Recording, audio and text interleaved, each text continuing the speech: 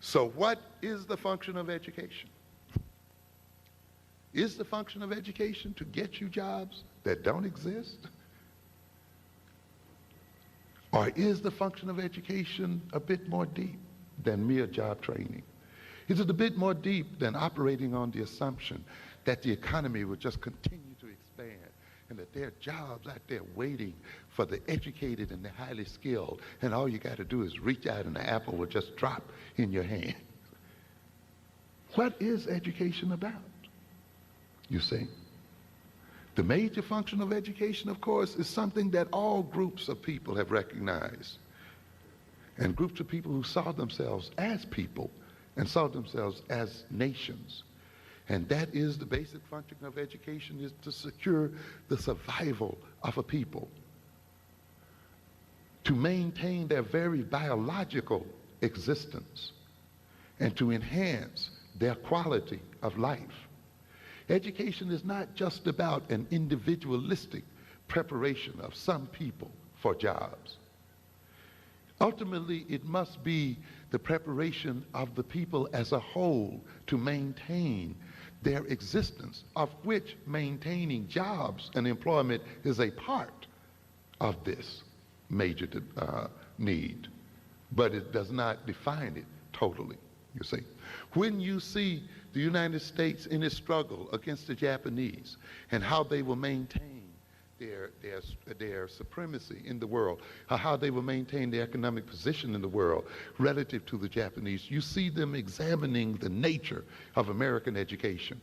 They're not examining the nature of African American education as much as they're examining the nature of white folks' education, because they see that the education of their children and of themselves is crucial to their very survival, and that it is not merely designed to get one or two people a job, but ultimately is designed to maintain the very life of the group itself.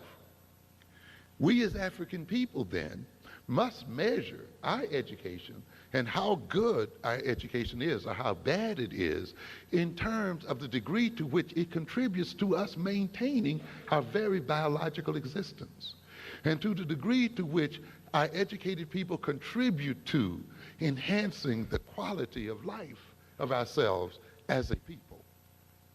Not whether one or two Negroes struggle to the top and then try to project themselves as some kind of role models for the rest, and then go out preaching some ideology of individualism, saying that you can make it if you only try.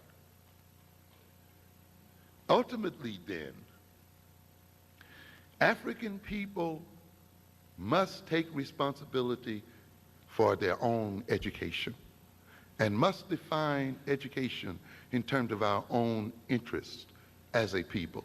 Education, by the very role it plays in the life of a people, must then, in the life of African people, be an African-centered education.